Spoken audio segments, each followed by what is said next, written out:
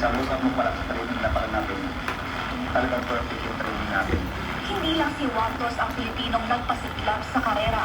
Nalampasan din ang national runner na si Richard Salamo ang dating record matapos nang tumakbo sa oras sa 2 hours, 15 minutes at 8 seconds. Samantala, gumawa rin ng ingay ang Filipino runner na si Arjoy Torregosa matapos din makapagtala ng record-breaking performance sa women's division. Pero para kay Wantos, mas kahanga-hanga ang tagumpay dahil unang beses pa lamang niyang sumabak sa full marathon. Ang dating University of Mindanao Athletics standout ay bahagi na ng Philippine national team mula pa noong 2019. At mula noon, hindi pa siya nabibigo na makapagtapos sa podium Pangalawang sa manok. Southeast Asian Games sa kanyang Wait ba to? sinalihan. Aminado rin si Wantos na bilang Ano nga? baguhan sa marathon, hindi Ah? na inaasahan na siya Hindi, ang hindi pwede to. babasag sa matagal na record. Unexpected talaga yung tawag ko. Kaya pala gawin ng Pinoy mga tayo. Kaya pang world class na tayo. Tuloy-tuloy lang ako.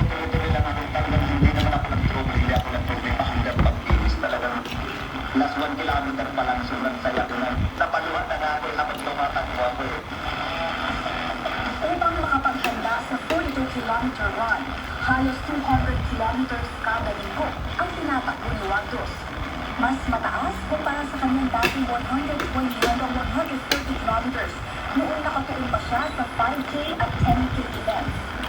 Para kay Wantos, simula pa lamang ito ng mas malaking oportunidad sa kanyang karera. Nabago lahat ng mga plano.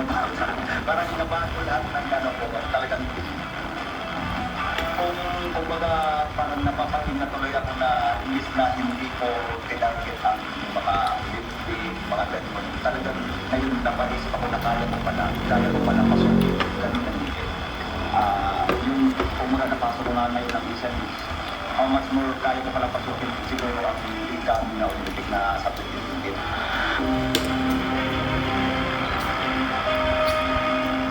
Sa tagumpay na ito, hindi lamang nabago ni Sonny Wantos ang kasaysayan ng Philippine Marathon running.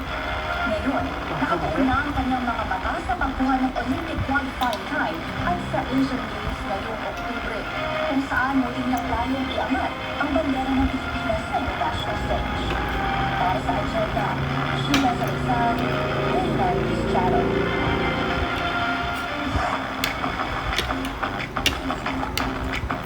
Kansa is open to shaking up the music scene with new genres.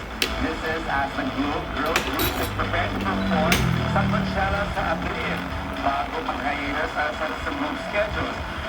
Sa iba pero yung They pinakabono. confirm that this has made them to think about exploring new Bakit? genres such as techno, EDM, rock, and Afrobeats to create unforgettable live experiences. Saan?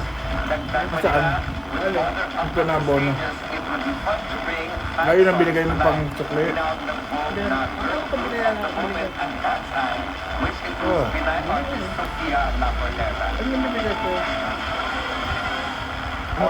Inabono. Sa Paris Fashion Week, sa Ako Kabayo nagabono. ang bumida Oo. sa show ni Stella McCartney na ginanap sa isang riding hall. Equestrian theme din ang Winter 2026 collection ni Stella, who is known for her commitment to animal rights and sustainability. Kabilang sa guest ang kanyang father na si Paul McCartney and Louis Vuitton heir Antoine Arnault. Ayon kay Stella, the show also aims to honor the Lunar New Year of the horse. Got a lot of amazing like denims that are fully recycled, which are quite hard to do on like to actually scale up. Everything's plant-based vegan, so there's no animal glues, there's no death, no dead animals. That's why I always like to sort of remind people and celebrate and bring animals into the Masarap din nga conversation. pagka nakumpleto ko yung pasty ko ng utang na bayaran. Kasi hindi na rin ako magpa-pasty pagka natapos ko yun. Next year na ulit. Matagal na naman ulit, di ba? Kaya gawin na. Hindi laging plastic utang.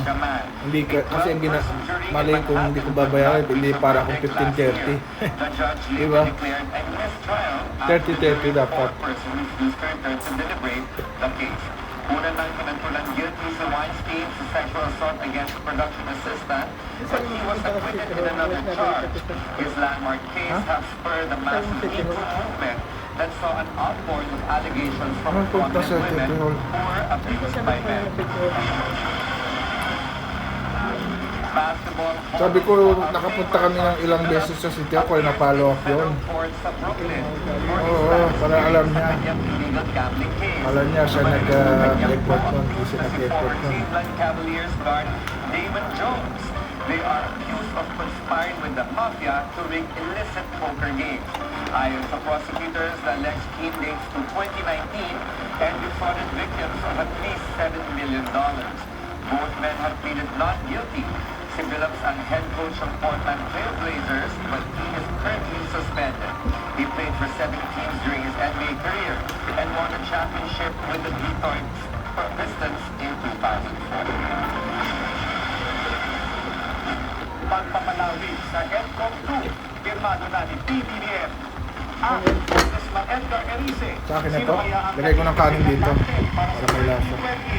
Susunod yan, Sergeant. Kaya ko na. Ama, paano ko bibilis ng kagaya kay Manny Pacquiao? Ito naman eh. Match 11 na. O, Match 11 na ako, cheat day.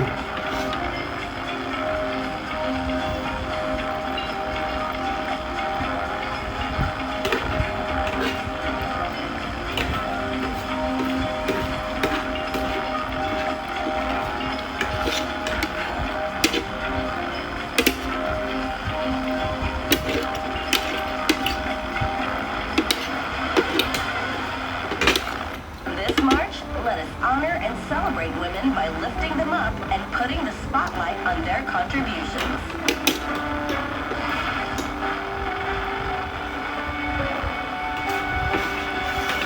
Let us give every woman their opportunity to thrive and shine. National Women's Month, March 1 to 31. Millionaire News Channel. March 1 to 31, Women's Day. Women's Month. Isa pang traffic check ngayong Thursday rush hour. Sa EDSA White Plains, maluwag ang dami ng mga sasakyan sa North at Southbound lanes. Filmado na ni PBBM ang pagpapalawig sa EDCOM 2 o ang Second Congressional Commission on Education. Ito ang batas na naglalagay sa edukasyon bilang sentro ng National Development Plan. Sa bisa ng Republic Act 12315, i-update ang National Education Agenda at iba pang reforma sa education sector. Welcome naman ito kay House Speaker Boji D.